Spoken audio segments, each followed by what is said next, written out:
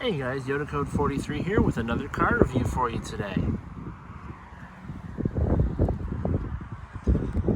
So today I'm going to be covering a 2020 Chevrolet Blazer. This one is a 3LT trim, so it's still called an LT, but they have a 1, 2, and 3 designation based on the amount of equipment it has. First I'll give a walk around. You can see what the car looks like. Pretty cool, kind of extreme angular styling. I'm really a big fan of it. A lot of people say they look kind of like a Camaro turned into an SUV. I kind of agree, especially with the front end, but less so in the rear. However, inside it's very much styled like the Camaro too. There's these nice twin round exhaust tips on the back. This one's equipped with all-wheel drive, 3.6 liter V6 and a 9-speed automatic. They use these unique 6-bolt wheels on all of GM's midsize cars. Midsize SUVs, I should say.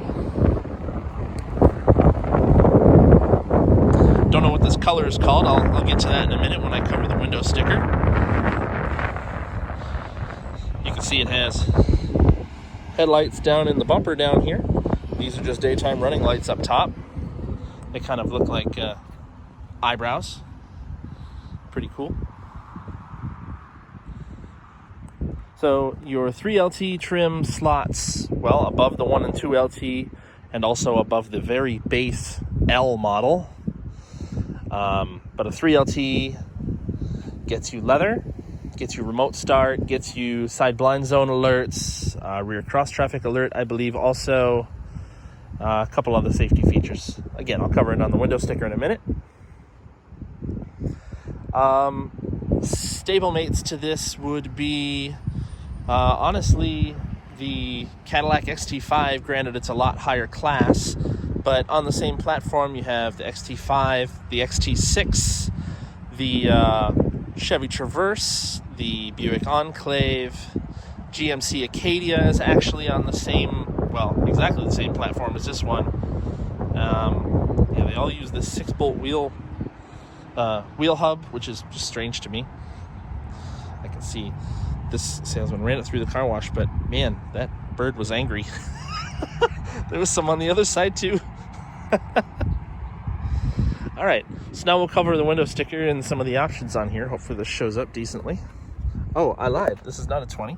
It is a 21 Blazer L3LT leather. This is an all-wheel drive, cherry red tint coat. It's a definite metallic color. It's very pretty. 3.6 V6. I know is, I believe, 308 horsepower on this car. And then I said a 9-speed automatic, jet black interior.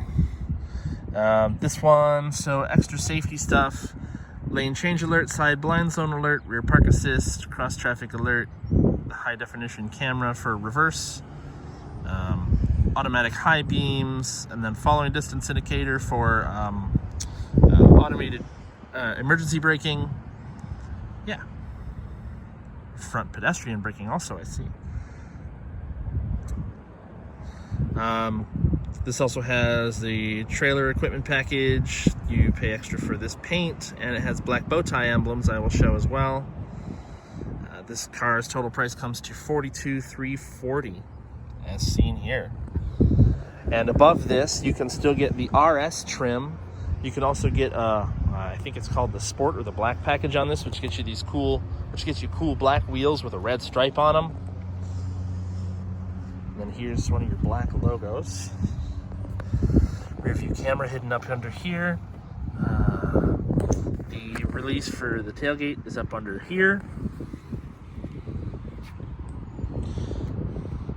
If I remember correctly, so it is 2 exhaust tips, but it is 1 muffler, 1 pipe in, and then two pipes out.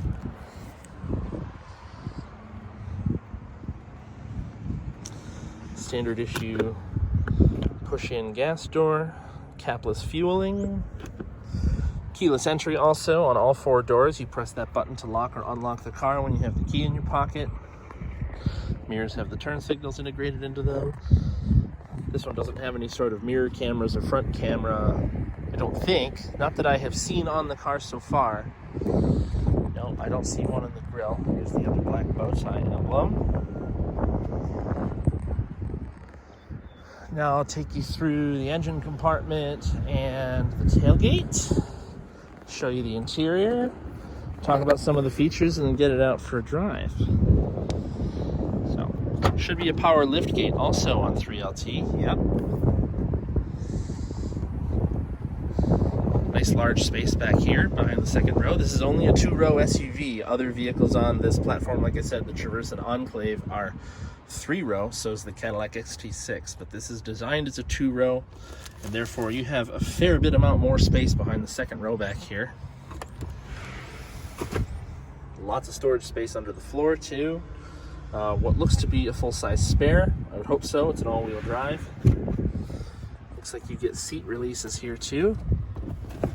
Those work really nicely. Now, I didn't notice. Does this have... I don't think this one has it. Some of the cars at this kind of trim level and higher have where you can kick your foot under the rear bumper to release the tailgate, but I don't think this car has it. So,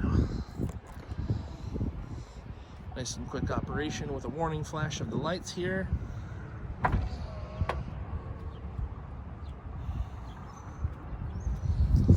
Turn on the lights for a minute.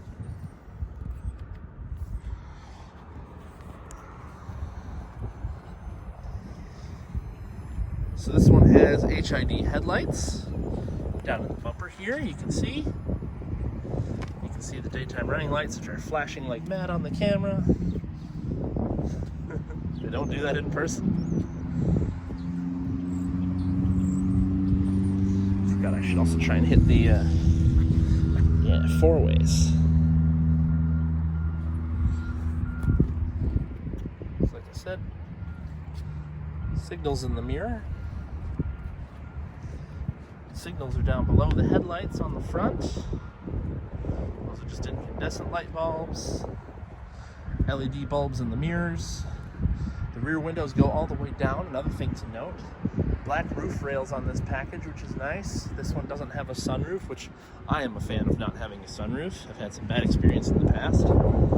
The brake lights and turn signals are incandescent bulbs, but your running lights are LED strips, which are pretty cool looking. Nice 3D design to the taillight too. It has real texture to it.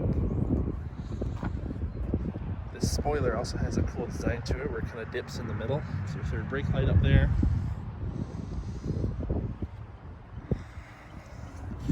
Turn all these off.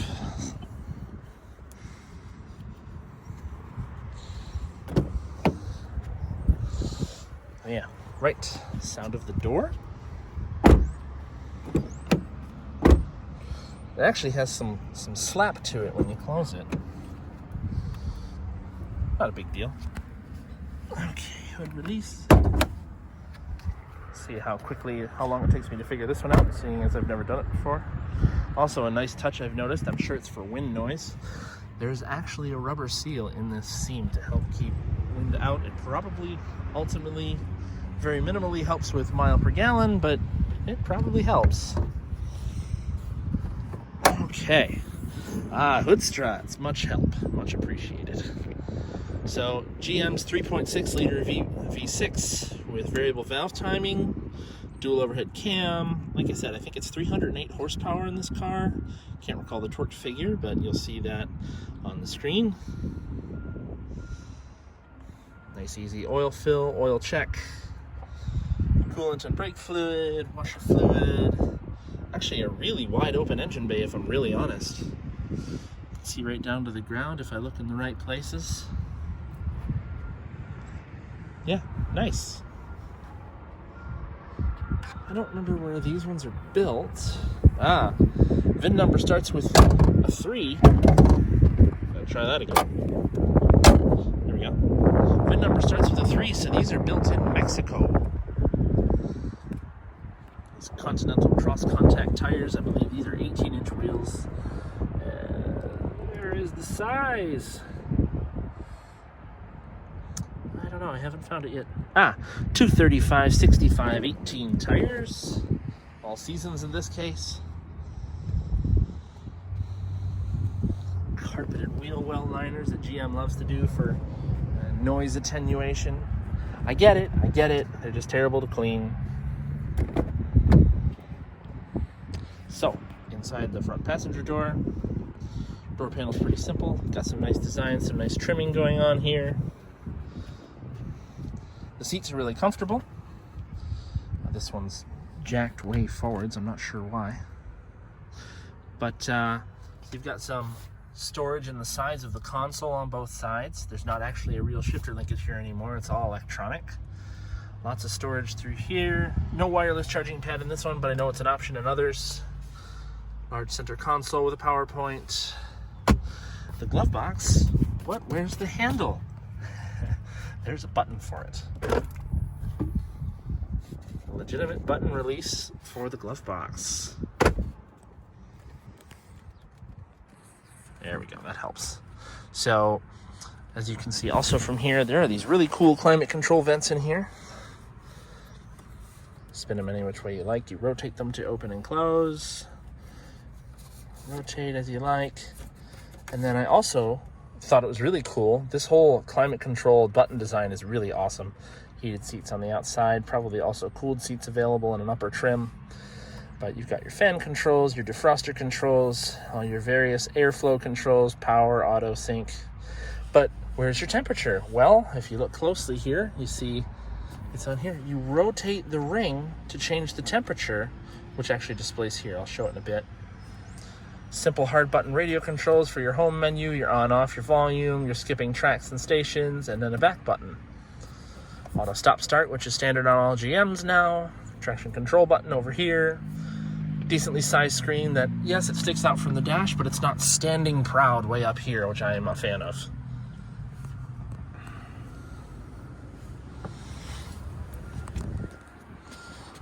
I realize the doors actually have two pockets down here, which is cool. Useful.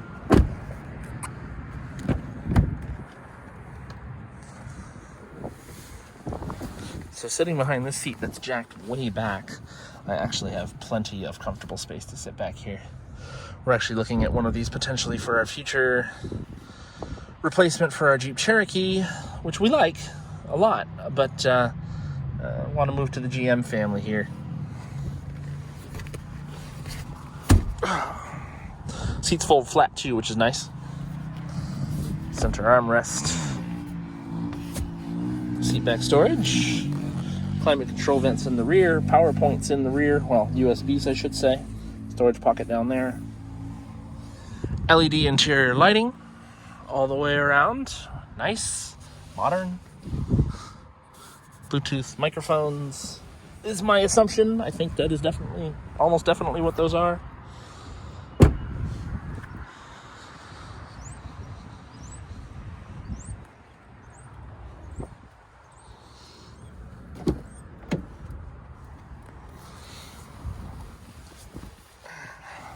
This seat's in my position, and I mean, there's even more space behind me than there was on that side, and that seat's further back than this one.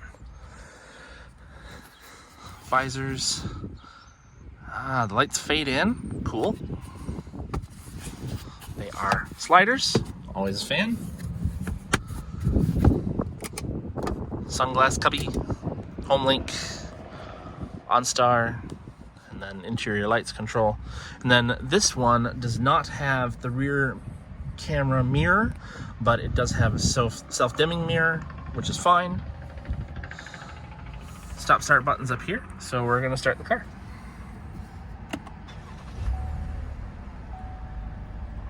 Gauges do a full sweep, which I like.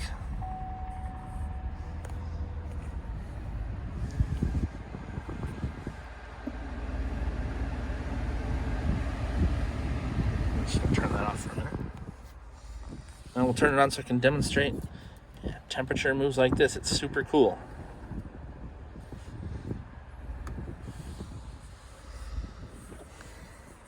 Hear how it sounds here.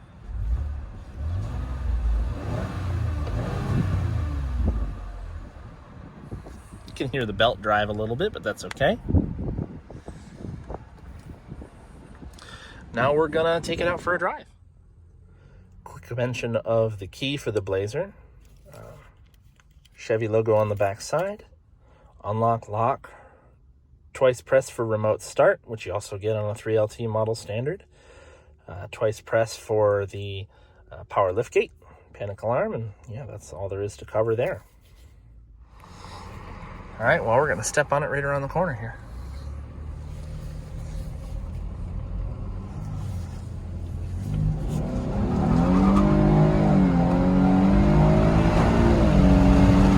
Woo! The wind buffeting. That was genuine surprise. I mean, this is an all-wheel drive car, but it still decided to rip a little front tire there. 6,800 RPM red line, it looks like. This thing kind of rips. Pretty sure curb weight is somewhere in the realm of 4,000 pounds. I'll put a note on that here. I'll also put a note on the mile per gallon, but it looks, oh no, I don't have to. On the window sticker, it is showing 19 city, 26 highway, 21 combined for an all-wheel drive V6. They only come with an automatic. The stereo system sounds really good for the base system. I know there's an upper level system as well, but can't demonstrate that here for, you know, rights.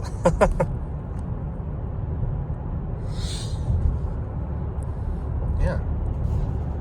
Letting me know my fuel level is low.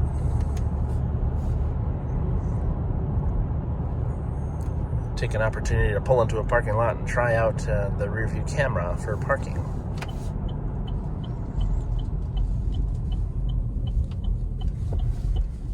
It rides really nice. It's quiet over all sorts of bumps. No issue to be had there. As it should be. It's a new car. Shouldn't make any noise, right? Okay, we're going to try this spot right here. The camera has a singular line to guide you, which is strange. I've never seen anything like that before. God, I hope I don't make a really awful parking job on the first try, which I did. That's my own fault. I promise I parked better than that. Looks like it's a rear view camera only. Oh, I just caught on to what that was for. Okay, so this has a trailering mode. I'm going to do that again. This time we'll park a little better. So you see at the bottom here, there's a trailer button, and then there's just the standard button. If I push that, okay, that's more like it. So now there's the multiple lines for parking. Camera's nice and high definition, looks good, gives you a nice judge of distance, and warns you when you're about to hit something. All right, so we're gonna carry on. Cruising, the road noise is really minimal. There's a little bit of wind noise at lower speeds. Try taking it to a little higher speed here. Here's a little kick down. The thing moves. There's actually a fair bit of wind noise at 70 miles an hour. I'm kind of shocked. I think even more so than the little Buick Encore GX that I drove the other day. I'm very surprised by that. The more you know. This is an upper level car. I mean, that Buick was $31,000. This is $42,000, and I know it's not a Buick, but you'd think that the sound deadening would be a little bit better. Otherwise, though, the ride and handling is really sweet. Even on these standard 18-inch wheels. I know they have a 20-inch wheel you can get on the RS trim or the Sport package trim or the Night package trim, whichever it is. But yeah.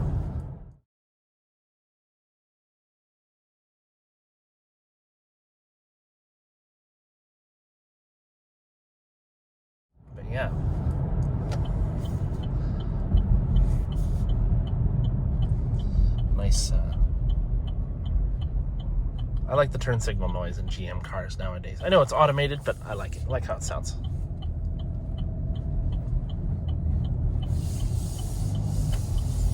If I just tip in a little harder. That was like 50% throttle. I know that modern, electronically controlled engines with direct injection they give you more throttle than you're actually asking for to make it seem the car is a little bit faster than it actually is. But I have to be brutally honest, this is a fast car for its size.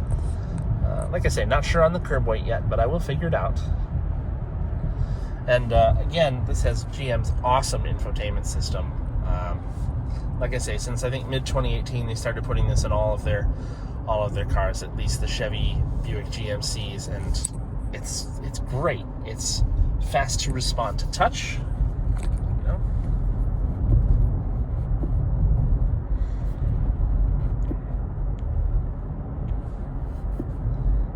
can also access all your climate controls here when you have it on, but I'm glad there are hard buttons for everything down below. But it's a great system. I believe they all have Android Auto and Apple CarPlay. Yep, this one does. I see it there on the screen. The system works good. I think you can also do CarPlay and Android Auto wirelessly now. Don't quote me on that. I'll find that out. But I like how it drives. Low speed, rough roads. There's no squeaks and rattles in here. A little bit of boominess, but I think that's kind of expected. It's a big, open, large box inside. Yeah, I really like the drive. So, 2021 Chevrolet Blazer LT. This is the mid-level trim that most everyone's going to buy, but you're going to shell out 40 grand or more for it if you want all-wheel drive and the V6. It's a lot of money, but it's a solidly built car. It drives great. Pretty nice standard warranty on them. And I know they get reasonable fuel economy. I mentioned it earlier on. It's large inside for its size. It's not a full-size SUV like a Yukon. Traverse is like an upper mid-size. I'd call this a lower mid-size because it's a 2-row. So competition would be stuff like Ford Edge or Lincoln Nautilus, which is probably a little bit more upscale, honestly, or a couple others I'll list on the screen here as well. But huge segment, here in the U.S. and only getting larger and only becoming, more and more fun as the U.S. moves towards more and more SUVs, but it's how it is. So I hope you guys enjoyed the video. Hope you like what I'm doing here. Like, comment, and subscribe, and leave me some suggestions of other cars you'd like to see on the channel, and I will do my best to accommodate. So I'll see you guys next time.